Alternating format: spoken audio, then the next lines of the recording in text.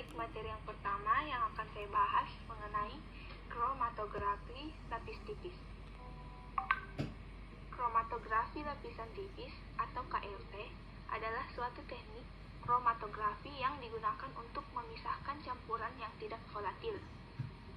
Kromatografi lapis tipis merupakan kromatografi yang fase diamnya berupa alat, kaca, aluminium, dan plastik yang dilapisi absorben dapat berupa silika, selulosa, aluminium, dan lain-lain.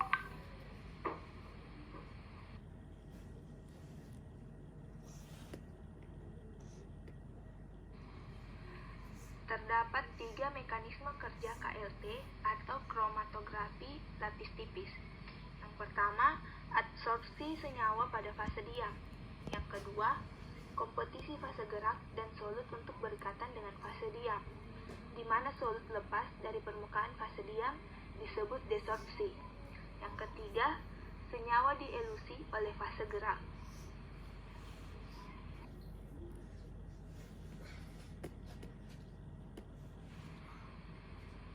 Adapun petunjuk dari pemilihan fase gerak, yang pertama, mempunyai kemurnian yang sangat tinggi.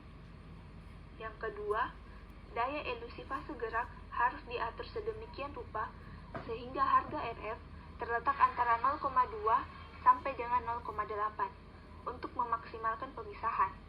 Yang ketiga, untuk pemisahan dengan menggunakan fase diam polar seperti silika gel, polaritas fase gerak akan menentukan kecepatan migrasi solut yang berarti menentukan nilai RF.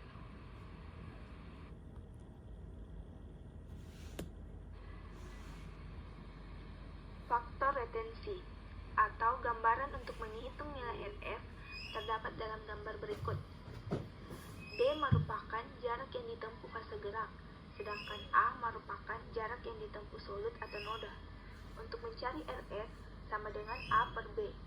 A merupakan jarak yang ditempuh solut, sedangkan B merupakan jarak yang ditempuh fase gerak.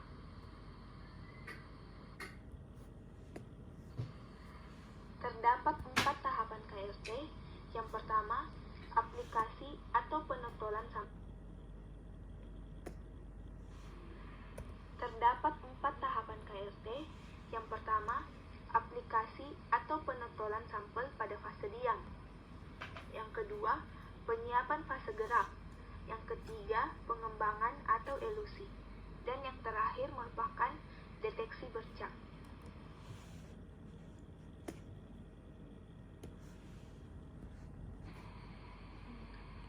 Tahapan KLT yang pertama yaitu aplikasi atau penotolan. Volume yang ditotolkan paling sedikit 0,5.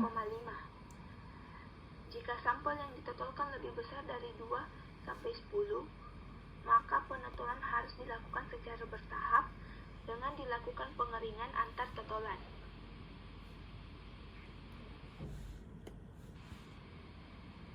Tahapan KLT yang kedua merupakan penyiapan fase gerak. Fase gerak dimasukkan ke dalam wadah fase gerak atau chamber sebanyak 0,5 cm sampai 1 cm dari bawah wadah.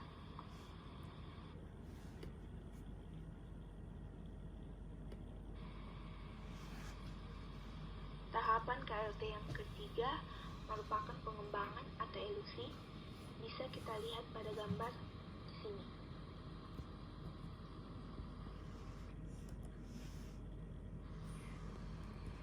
Tahapan KLT yang terakhir merupakan deteksi bercak-bercak.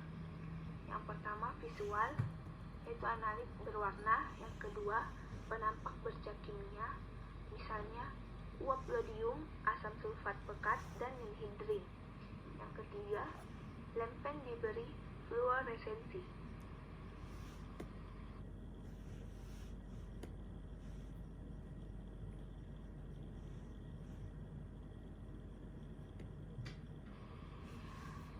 KLT untuk identifikasi. Yang pertama, umumnya parameter yang digunakan RF. Yang kedua, totolkan jika ada senyawa pembanding. Yang ketiga, gunakan lebih dari satu sistem eluen atau fase gerak. Yang keempat, jika perlu gunakan fase diam yang berbeda. Yang kelima, jika mungkin, gunakan penampak bercak yang khas. Yang keenam, Anda dapat gunakan data RF dari pustaka sebagai pembanding. Yang ketujuh, Anda dapat menggunakan KLT scanner untuk melihat identitas analit. Yang terakhir, jika perlu, Anda dapat kerok dan dilakukan identifikasi secara fisiko-kimia. KLT untuk preparatif atau kromatografi lapis tipis untuk preparatif. Yang pertama, sebaiknya gunakan plat dengan fase diam yang lebih tebal. Yang kedua, totolkan jika ada senyawa pembanding. Yang ketiga, Anda dapat menotolkan sampel secara bergaris. Yang keempat, setelah pengembangan, masing-masing hasil pemisahan dikerok dan dilarutkan dengan pelarut yang sesuai. Yang terakhir, jangan semprot dengan bahan kimia sebagai penampak bercak. Gunakan UV atau uap ion. Kromatografi lapis tipis untuk kuantitatif. Yang pertama, totolkan senyawa pembanding yang diketahui kadarnya. Yang kedua, gunakan pipet kapiler terukur volumenya atau mikrosiring. Yang ketiga, hitung luas zona atau intensitas dari sampel dan bandingkan dengan senyawa pembanding.